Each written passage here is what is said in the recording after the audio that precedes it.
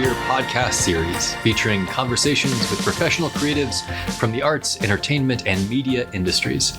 Here, we explore various approaches to craft and career, and even consider how those two can sometimes work together. I'm Derek Webster, Senior Associate Director for Creative Careers at Yale's Office of Career Strategy. It's great to be back, and I'm excited to introduce our first guest of the spring season. Rob Ronan is a content designer who has worked for over 20 years in digital writing and user experience design.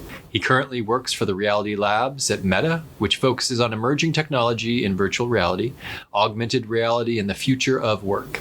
Before that, Rob worked for 15 years as a UX writer for the Walt Disney Company theme park, resort and cruise websites, and apps, including creating digital content for Star Wars Galaxy's Edge and Star Wars Galactic Star Cruiser.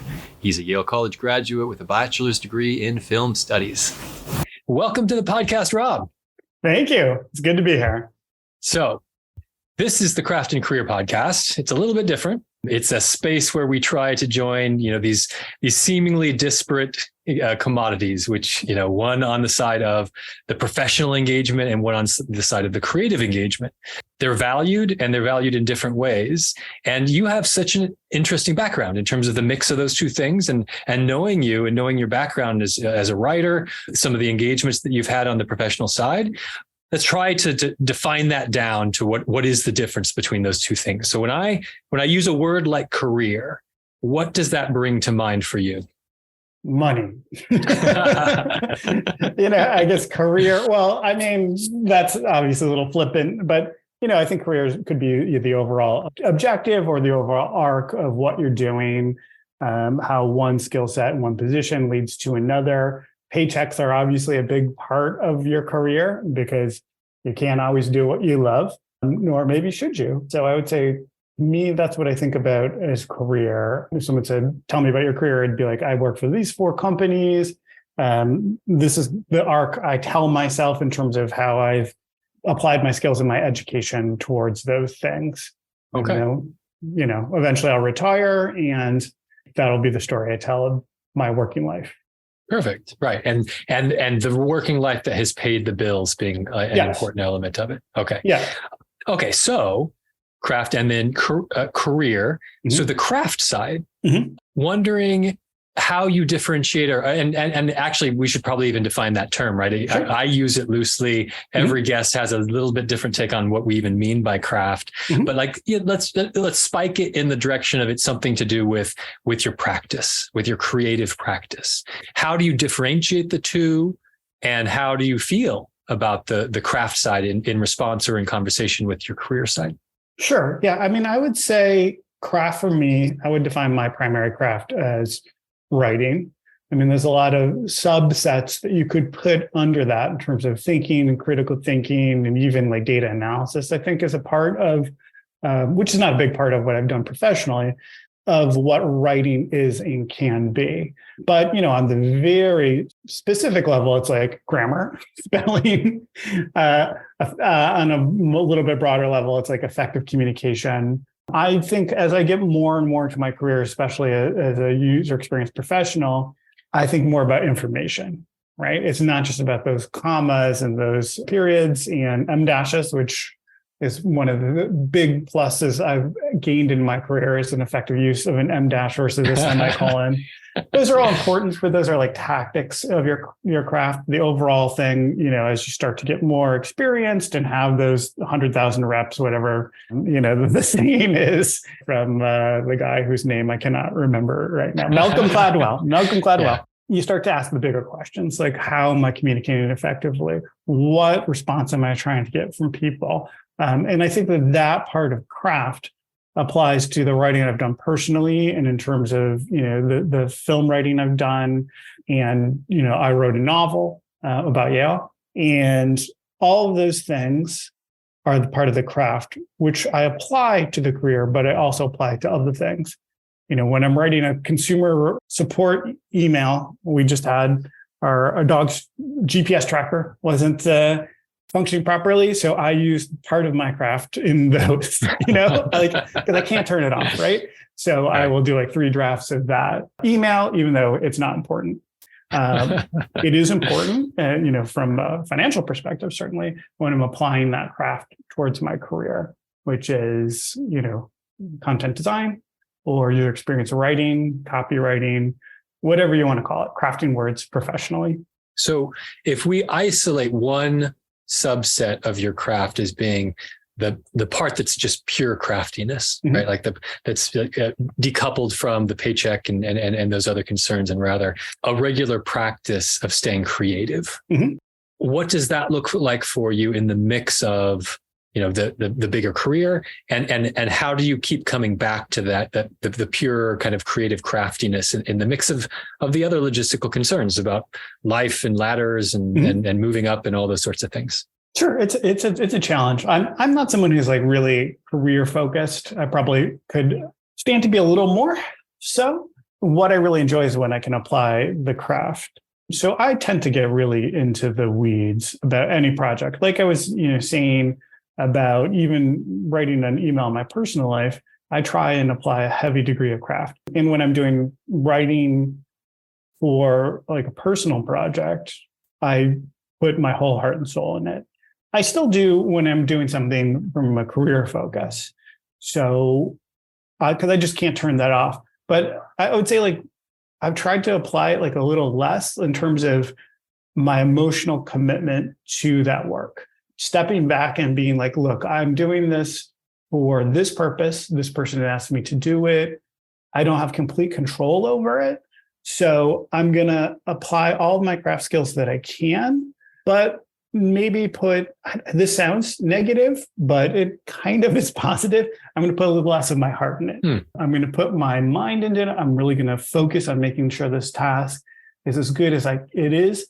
But if I don't succeed, especially in that first draft, and I get feedback, what I should do is take that analytically and not emotionally, which is really hard for me because that's one of the things I love about writing is pouring out your heart and soul into it. Mm-hmm.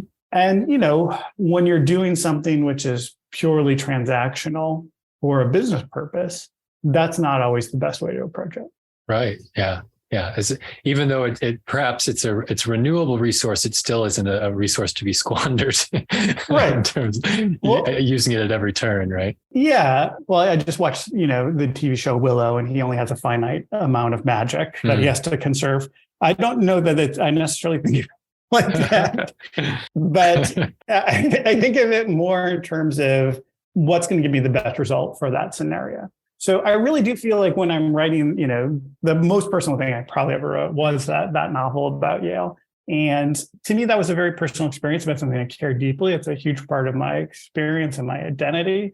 So and the point of that was to hopefully connect with people emotionally versus the stuff I do for work. I don't think that you get the best results if you necessarily apply it that way. Maybe, and I'm not great at this, but maybe it's like you pour your whole heart and soul in it in the first draft, and then you learn to turn it off. And that's really difficult. And it's not like a switch you can just do 100%. Because sometimes, time spent on something, if I spend 60 hours working on, some language or some pieces of copy, and then that project gets canceled, or the person who is reviewing it really doesn't like it, it's difficult. And it's not just about my emotional pain, but it's about, let's get to that next step, because I'm trying to have an influence or an impact, and I'm trying to deliver a good quality product. So I would say that a lot of the more career-focused stuff that I've worked on as a user experience person is less important than it is for the personal stuff that I've been writing. Right. So it's almost that you're protecting your personal investment and differentiating between the personal investment, the true soul work, right, versus important and creative and all those things, but not something that you need to spend those hit points. Yes. Or mana points, whatever game you're playing. I don't know what Willow has in particular. You start using magic quite a bit later in the series. So not to turn this into a Willow fan cast. But, fiction has real world parallels. And I think that is an actual one, which is not just an excuse to talk about Warwick Davis's latest fantasy enterprise. Whoever needs an excuse for that? I mean, it's always there. So thinking in terms of what keeps your heart and your soul fed, Mm-hmm. right? Like what's inspiring you nowadays? Like, what are you seeing, reading, watching, engaging with? That particularly on that kind of the personal craft side, like the stuff, the projects that mean a whole lot to you. What kind of things are kind of you're in conversation with that are helping to keep you fed up? I'm going to answer your question, but it's going to take a long way to get there. The truth is, like, recently, like, I think a lot of people, I've become way too addicted to social media and online stuff. I have a iPad that, when I'm not working, and sometimes even when I am working and I need to dive into something more in depth, I just hold in front of my face for hours at a time, clicking from article to article that I have queued up in the past and will never finish. So what those are primarily news. And like I say, just kind of social media stuff, sports, entertainment, and of course, technology. So those are like my main interests in terms of the honest answer is like, that's 90% of what I read. Things that, I engage with outside of that, like the last 2 books I read, which are very kind of digressive, but one is appropriate, I think, to both parts of your earlier questioning, which is I read The Undoing Project by Michael Lewis, which is a kind of biography of 2 psychologists who did research into, and one continues to do research into decision-making and cognitive bias. That was a fascinating book, both from, kind of humanities perspective, but also it has very direct implications for user experience and how people make decisions. So I really enjoy like reading stuff like that and thinking about it, engaging it. The book I read after that was about puppy training. You have a rescue Siberian Husky. And I mean, honestly, there is some overlap there in terms of, understanding dog psychology and how they make decisions and how you make decisions around them. Another great book that I read before then, which I recommend to everyone, is Detox Your Thoughts by Dr. Andrea Bonnier, who is one of my classmates in Jonathan Edwards' class. Well, maybe I shouldn't say her class. She is a wonderful clinical psychologist who writes, you may have seen on CNN or Washington Post, and now has a podcast called Baggage Check. And it's excellent. So those are, I think, the primary things. In addition to, when I'm watching TV, I will often watch what can be, junk TV, like Willow, is honestly the most recent thing that I've watched. Sorry, I didn't mean to be pejorative if anyone worked on Willow, but it's not something that I think necessarily feeds my brain, although I did enjoy it a lot. So I don't actually watch that much television. I used to watch, because I was a film studies major, so I would watch sometimes 2-3 movies a day. I rarely watch movies anymore. It's mostly just a function of time. I work, I have dinner, we have the dog, so I take care of her, and then it's like 8, 9. By the time she goes to sleep, and I have a couple hours, which I usually spend reading and sleeping and then repeating. Okay. No, that's and I like the honesty with which I think you talked about the distraction of social media in a way that I think we probably all subscribe to in the same way, but we're not all as honest in our reflection. And, and also perhaps as we talk about it, I'm thinking just in terms of the capacity for more soul and heart plug-in that we can be doing in these directions, which I know myself, like I would like to know that I was pointing myself deeper into, imbibing in these storytelling and the richness of culture and those sorts of things. But often enough, I'm on my iPad or whatever it happens to be, like chasing down a box score or whatever, So for a craft podcast, I mean, let's be honest, like distractions are a big part, particularly when you're a freelance writer and you're over on the side and it's not your main gig. It's a big part of trying to figure out like how to stay productive, like in the mix of that undefined, progress forward. So I like that you uncovered that in a helpful way. So here's another question. It kind of tracks differently with different practices. I find, and we knew each other. We were both in the film studies program at Yale, and I find writers can go in a lot of different ways, but we do tend to be insular. We do tend to be focused. We do tend to be a little bit, pulled into ourselves. But community is still such an important process in developing craft. So what does that look like for you? And what either stumblings or successes that you found in establishing and maintaining a sense of creative community recently or in the last 10 years or anything like that? What does that feel like for you? That's an excellent question. And it has been, I would say, probably my biggest challenge in my career. People don't believe me. You may not believe me hearing me talk on this podcast, but I'm very introverted. I would even say almost like an extreme introvert. So my basis is to not reach out and connect with anyone. And I would say from a career perspective, that's one thing I wish I would have invested more in and done more in. But I don't regret it because I kind of am who I am. And sometimes being insular is what makes me happy. So I would say that this is not a strength for me, but things that I have done, as introverted as I am, I do really enjoy conversations with people. I do enjoy a sense of community, but I've been very bad at proactively starting it. But once I get invited or I'm involved in a group, you can't shut me up. So things that, honestly have made me closest with people are just very human things, having lunch with people, going out to drinks afterwards, sharing their work, offering to read other people's writing, having them read mine, and then following up with drinks or, just a phone call. It's obviously been a little more challenging this last couple of years.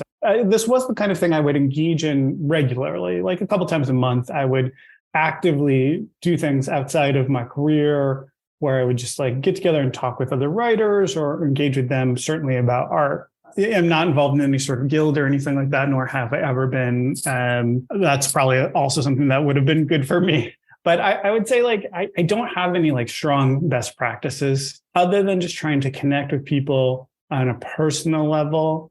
I am very curious. So I love it when people ask, I'm working on this novel or screenplay. Will you read it? I love that because I love to read what they're writing, learn more about that and also about the people. But I don't ever do the same thing. I rarely will ask people to engage with my stuff. So if I had advice, I would say from a career perspective, to 23-year-old Robert, graduating Yale because I failed first grade, which is a different story. I would say try to invest more in that from a career perspective. And I think it really is, as far as I can tell, as someone who is admittedly not good at this, it really is just those human connections. I mean, things like organizations and groups, I'm sure help, but you can join all the organizations you want. And if you just go to the meetings and stand in the corner, it's probably not going to help you a lot. And I say that last part from experience. Mm-hmm. Yeah, that's good. And again, I do think it's a fairly common element of a creative writer to have at least some portion of their personality be very much, turned down and in, and sometimes it can be hard to pull oneself back out. So no, it's good to underline that as well. So tell me more about your track that got you to what you're doing now. You went in this user experience, user interface kind of direction, but you brought your writing with you, which that is a common way to segue. But tell us more about the steps that got you down those pathways in your big career. Absolutely. Yeah. Graduated Yale, degree film studies, moved out to Los Angeles because I wanted to work in film. My first job was for a film company called Artisan, which had just released a movie that people I think still remember called The Blair Witch Project, which they had just launched a month before. So they were interesting to me. It was just a floating admin. But quickly I got kind of pulled into the development circle. So I was starting to read scripts and doing notes. I mean, I wasn't making decisions. I was just during internal coverage, I guess would be the best way to say it. And this was, I will have to date myself. So this was, we were class in 99. Not to out you, Derek. You did say Blair Witch, so I think we were there. Yeah, damn it. Which many people say is one of the greatest years of American cinema in history. Phantom Menace. I mean, how can you not? I mean, the list goes much deeper than Phantom Menace. No, I actually, if anyone wants to do a deep dive on me, I have a YouTube clip defending the Phantom Menace, which is partially in jest, but I actually this is an entirely different episode that we'll have, but it's worth it. That was about the time the internet was first blowing up. And I've always been interested in technology. I was programming I remember when I was 4, and I think that's accurate. Like I would read like these books. I don't know if I could read then, but we had a VIC-20. So I've done the math about when we had the VIC-20, and I think I was like in the 4 to 6 range. So I've always been interested in computers. But when I became a teenager, while I still gamed and stuff, I wasn't really doing development. I switched over to writing and film and video. So this was 2000. I moved over to a startup, which was an entertainment startup called firstlook.com, which back at that time had like 10,000, I think the number was 10,000 streaming clips, mostly trailers for movies. We were doing original production for video games. We were starting to do cars. It was really exciting. When I was like very early in my career, I was like managing a team, I think of like 20 people. It ramped it very quickly, doing production in terms of data entry, but also video production in terms of trailers.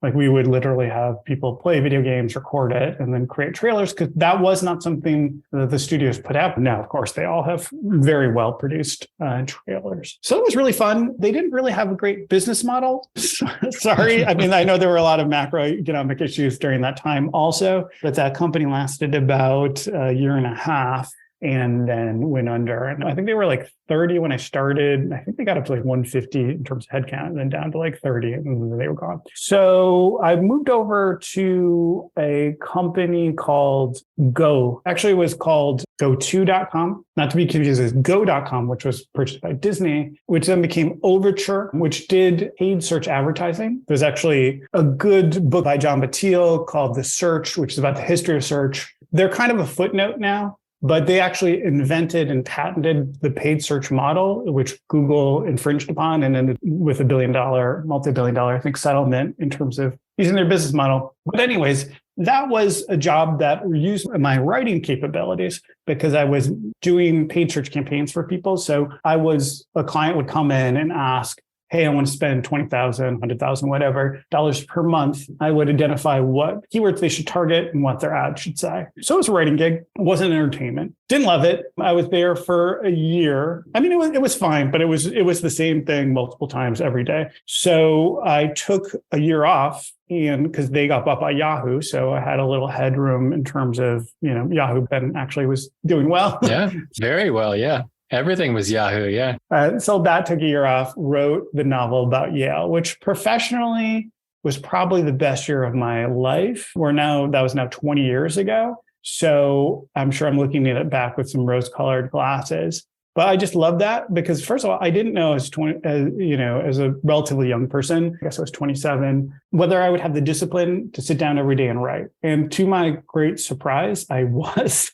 I would wake up every morning. I didn't drink coffee then, but sit outside often in the backyard and just write until the end of the day, like 5, 6, and then check out. So that was really great. I love that, but I ran out of money. So I had a coworker from Overture who was now at Disney. So I had a year where I worked for a company called Deluxe, which was in the entertainment company. They were a film processing lab, but this was, I worked for them in a digital asset management. This is kind of a weird career cul-de-sac, shall we say, in that there was really just helping them with asset management. Originally, literally just tracking individual assets in terms of film reels and videotapes mostly. But, I was pretty good at the process thinking. So I basically pitched them, hey, can I basically do an internal consulting role where I will try and help digitally your processes and then actually write the software. To do so, I had to educate myself a lot in terms of the writing, but I had in my long distant past reference experience doing software creation. So that was interesting because there are a lot of skills that are similar between writing software and writing for people. Certainly, again, if you think about it in terms of information and communication, you're not communicating with a human, you're communicating with a computer, but there are many ways to do it.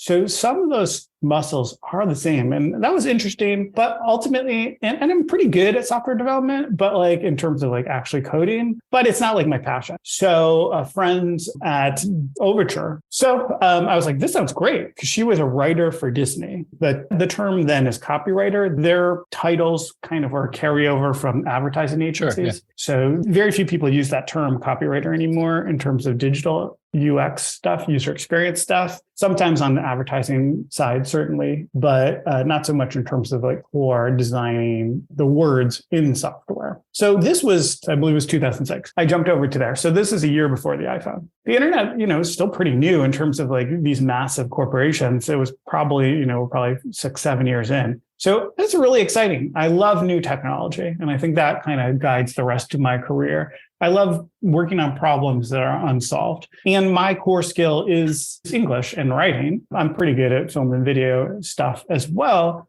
But even then, thinking through information, how it lays out, if you think about coding software and working in Final Cut, you're often making, which is a video editing software, you're often making the same decisions about what information to convey, how to convey it, what to convey to people. So I worked at Disney for 15 years. It was in their theme park division. And, that was great because I worked through a progression of new technologies, from the smartphone, things like Apple TV, Apple Watch, iPad, all of these new emerging technologies came. And then they became mature. So after 15 years there, I decided to move to Meta, where I am now in the Reality Labs organization. So again, working on newer software patterns and changes.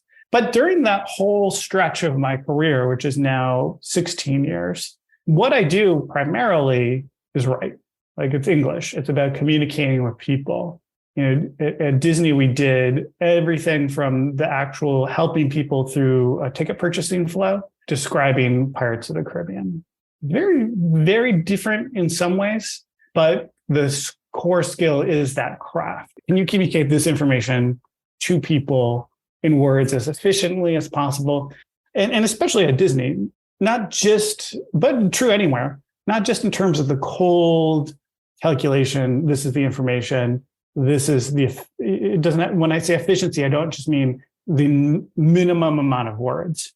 What is the best way to do it? What's the most human way to do it? What is the way that will achieve whatever emotional or practical goal that you're aiming for? Yeah, I liked what you'd said before about we think about this as being an element of craft that you carry with you, it's something that, you can't turn off.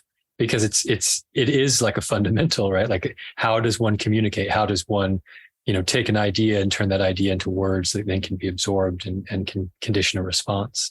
I like that, that's something that's, carried all the way from doing coding, but data, but now what was called copywriting and now they're calling it UI, I love that there's like a consistency that your story and these skills that you carry with you and these interests that you carry with you have been the same, even though the world has changed, from Blair Witch Project to today, right? So it's funny. Like I had a manager once ask me, like, "Hey, what's the newest thing happening in copywriting?"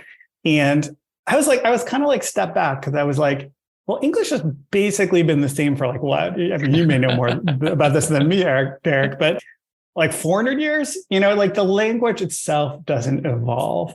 Techniques for communication evolve, but not at the pace of like technology. So it is the same core skill, I would say. If you took me from 15 years ago and put me in place now, you'd have to explain to me a lot of the new technology, but I think a lot of the core skills would remain. But the titles, and I skipped over this part, but the titles have evolved. Like it was copywriter, which was fairly standard back then. Then you would get things like user experience writer. Now it's content design, involves a little bit more than just writing, but in many instances, the core skill is writing. You're working with a product designer generally who is involved with the designing the visual aspects and like overall flow and structure, although content design and that have a big overlap. But I would say the core skill is writing. The same thing, honestly, the same thing you learn doing essays, your junior year at Yale University or college. Like that kind of critical thinking, humanities, yes. is extremely, extremely important in technology. You hear that, Yaleys? They're teaching us the good stuff. They are. So they true. are. Okay, so let's take a break there. We'll come back around. We'll pin it and come back around with some more advice from Rob in different directions. But this has been fantastic so far, and I look forward to coming back around. Thanks, Eric. Well, that's it for our first episode back. I hope you enjoyed it and look forward to coming back around next week to finish our conversation with Rob Ronan. Until then, don't be afraid to use the word career and always stay crafty.